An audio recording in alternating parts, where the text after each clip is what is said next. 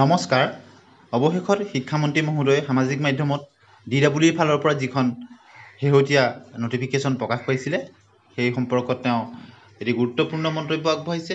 তেখেতে লিখিছে, Candidates who were regularized under the special recruitment drive and have applied against for the post of teachers under DWE Assam। অৰ্থাৎ তেওঁ লিখিছে যে এখন গুৰুত্বপূৰ্ণ জাননী DWE আসামৰ ফালৰ পৰা যিসকল প্ৰাৰ্থী তেওঁলোক স্পেচিয়েল ৰিক্ৰুটমেণ্ট ড্ৰাইভৰ দ্বাৰা SRE দ্বাৰা ৰেগুলাৰ কৰা হৈছিল আৰু তেওঁলোকে LPUBৰ আবেদন কৰিছিলে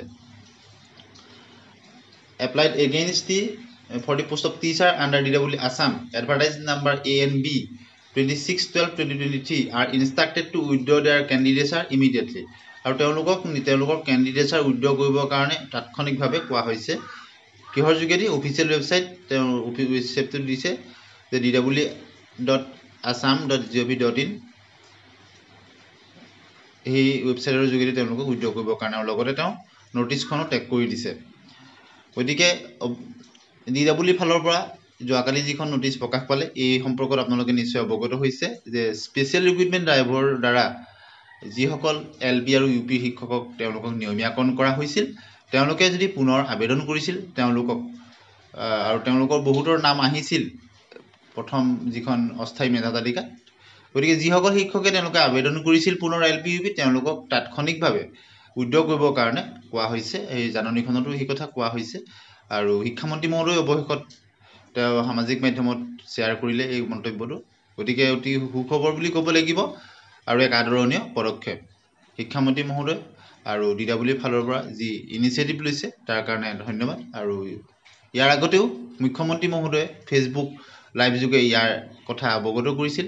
গতিকে মুখ্যমন্ত্ৰী মহোদয়ৰ নিৰ্দেশ অনুসৰি সকলোখিনি কাম আগবাঢ়িছে যাতে LP আৰু UPৰ যি 5550টা পদৰ নিযুক্তি হ'বলৈ গৈ আছে তাত যাতে অভাৰলেপিং নহয়।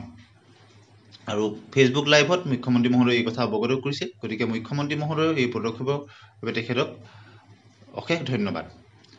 গতিকে আমি বিগত কিছুদিনৰ পৰা আমি ভিডিঅ'সমূহত এই অভাৰলেপিঙৰ সমস্যা কেনেদৰে কি কাৰণত হৈছিল কেনেদৰে সমাধান হ'ব পাৰে সেই বিষয়ে আমি ভিডিঅ' বনাই আহিছোঁ যাতে কেণ্ডিডেটছসকলৰ মাজত যাতে এৱাৰনেছ আহে।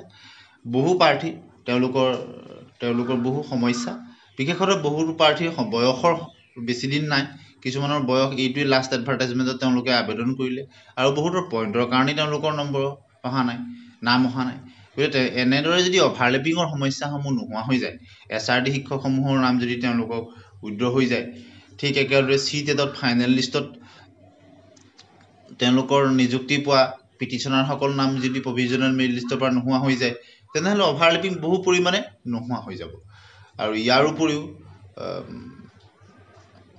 ডাবল এপইণ্টমেণ্টৰ যি কথা মুখ্যমন্ত্ৰী মহোদয়ে কৈছে অন্যান্য বিভাগসমূহত পোৱা গ্ৰেড 3 গ্ৰেড 4 যিসকলে চাকৰি তেওঁলোকে লাভ কৰিব তেওঁলোকে যদি স্বতঃস্ফূৰ্তভাৱে উইথড্ৰ কৰি দিয়ে তেতিয়াহ'লে বহুখিনি কমি যাব। ইয়াৰ উপৰিও GDPGDত যিসকলে তেওঁলোকৰ ইতিমধ্যে তেওঁলোকৰ ফাইনেল তেওঁলোকে গম পাইছে যে তেওঁলোকৰ কোনো কুৱেৰিজ নাই, তেওঁলোকে ভেৰিফিকেশ্যন কৰি আহিলে তেওঁলোকৰ একচেপ্ট হৈছে, তেনে প্ৰাৰ্থীও উইথড্ৰ কৰিব পাৰে। গতিকে এই সকলোখিনি প্ৰাৰ্থী যি এজন প্ৰাৰ্থীয়ে 2-3টা চাকৰি তেওঁলোকে নাম আহিছিল তেওঁলোকে যদি উইথড্ৰ কৰে তেনেহ'লে LPUBৰ ক্ষেত্ৰত যি অভাৰলেপ হৈ আছিলে সেই অভাৰলেপৰ সমস্যাটো নোহোৱা হৈ যাব আৰু পইণ্টৰ কাৰণে বা কিছু নম্বৰৰ কাৰণে যিসকল প্ৰাৰ্থী বঞ্চিত হৈ আছিল তেওঁলোকৰ কাৰণে এটা সুযোগ আহিব। গতিকে আশা কৰা হৈছে DWE ফালৰ পৰা শিক্ষা বিভাগৰ ফালৰ পৰা মুখ্যমন্ত্ৰী মহোদয়ৰ ফালৰ পৰা যি ইনিচিয়েটিভ লৈছে তাৰ কাৰণে অশেষ ধন্যবাদ। ভিডিঅ'টো শেষলৈকে চোৱাৰ কাৰণে ধন্যবাদ।